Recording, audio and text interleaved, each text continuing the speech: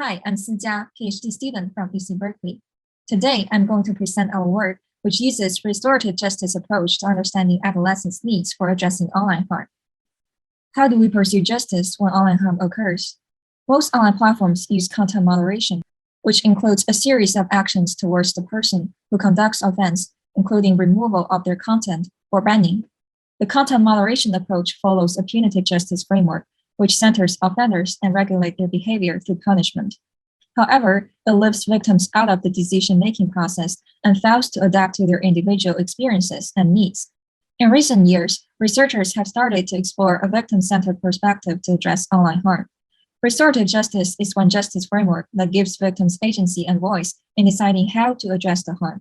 It argues that victims often have multiple needs that are unaddressed in the punitive justice process, such as the need for information or truth-telling.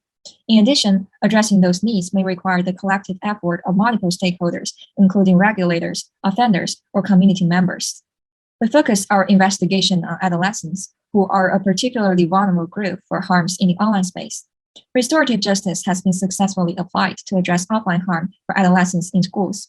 In this research, we look at how restorative justice may help us understand adolescents' needs in the online context. We interviewed 28 adolescents who experienced online harm when they were 10 to 20 years old. The harm cases happened on multiple social media platforms, and half of the cases have an offline part in school. We examined three different interrelated perspectives of needs from adolescents: what, how, and when. What refers to type of needs, for example, the need for information or emotional support. How refers to how needs can be met through the actions and the stakeholders who perform the action. For example, victims may hope that moderators can ban the offenders. When refers to timing to meet the needs. For example, some needs are more urgent than others, or the order may matter. For example, need A may provide conditions to meet need B.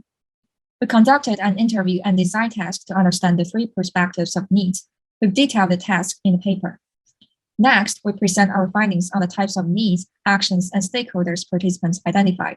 The table is a summary of results. The first column shows the 5 needs participants identified, including the need of sense-making, emotional support and validation, retribution, safety, and transformation. The second column shows the actions that can meet the needs. The following columns checkmark the stakeholders that can perform those actions. For example, the first row shows that to meet the sense-making need, participants hope the offenders can let them understand the motives for conducting harm. For this presentation, we mainly try to situate content moderation and online platforms in the results. How does content moderation help address victims' needs? We find that platforms moderation meet retribution and safety needs, which is a finding that aligns with previous literature. However, only some participants choose to use content moderation to meet those needs. For example, for safety needs, some participants hope to ensure safety by helping the offenders understand the harm and their wrongdoing. Some other participants think that the online community members can give offenders a kind of public accountability by calling offenders out or reporting them. Besides, there are needs content moderation doesn't address, such as the need for sense-making. What else can online platforms do besides content moderation? We find that online platforms actually have a role in all 5 needs. For example, for sense-making, participants think that platforms can give advice and instructions on how to address the harm. For transformation needs, participants believe that platforms should continuously improve their design for prevention of harm or more individualized solutions. Importantly, we're not suggesting that platforms can or should meet all needs. We find that addressing online harm needs effort from multiple stakeholders online and offline. For example, for our adolescents participants, many harms happen online, but with their school friends. Thus, they often need help from the school, parents, or classmates. Next, we talk about the timing to meet different needs. We ask each participant to visualize a timeline to address their needs. In the graph, we color-coded the categories of needs on the timeline. We can see that participants usually attempt to meet the need of sense-making first. However, a smaller number of participants in our sample chose to stop the continuation of harm before making sense of it. Then, the need for emotional support is dominant and happens at an early stage. Several participants believe receiving emotional support is urgent after the trauma of harm, and one also mentioned that they need emotional support before confronting the offenders. We can see that the need for safety is kind of scattered in the graph. However, when we broke down the needs into actions in data analysis, we found a clearer pattern. For participants who hope to stop the harm immediately, they usually rely on platform moderation. When participants hope to stop the harm through talking with offenders and gain their understanding, it usually happens or is finally achieved at a later stage of the timeline. And needs for retribution and transformation come last. We find that needs for punishing the offenders is not the central goal for many participants. Only less than half of our participants include the need, and they usually place it after meeting the need for sense-making, emotional support, and validation, and safety. Finally, participants usually describe transformation, such as raising public awareness, as a long-term goal and place it at the end. Finally, we want to mention some major lessons and implications from this research.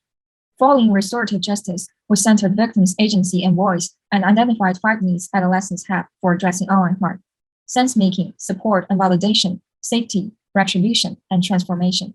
We also identified relevant stakeholders and actions to meet those needs. Following these findings, we argue for an expansion of the scope of needs, actions, and stakeholders in addressing online harm. We found that victims often need more than what platforms' content moderation can provide. In many cases, victims require actions from multiple stakeholders online and offline. We find that this is particularly important for adolescents whose online harm experiences may happen between schoolmates or even include an offline component on the school grounds. Many participants identified actions that align with offline restorative justice values and practices. For example, talking with offenders or emotional support from community members. In our future work, we would like to explore different implementations of restorative justice practices in online communities. Additionally, our research provides a way to see harm as a temporal process. Participants' process of addressing needs often involves a series of actions over time. We find that some needs are more urgent than others, and needs may be dependent on each other. Thus, it is important to consider both the relation of needs and the timing of meeting each need. In particular, our research also highlights moderation efficiency in ensuring safety needs. Finally, we want to reflect on how the restorative justice approach centers on the needs of victims in their own context. Our research shows the importance of giving victims agency to specify how they would want to deal with the harm. However, centering victims' needs doesn't mean they can do whatever they want. For example, some participants want their offenders to suffer severely, but it may be against restorative justice values or our values as a community. We argue that when providing victims agency, it is equally important to meet their needs, like safety or sense-making, within established community values. In addition, we also find it challenging for victims to come up with needs immediately.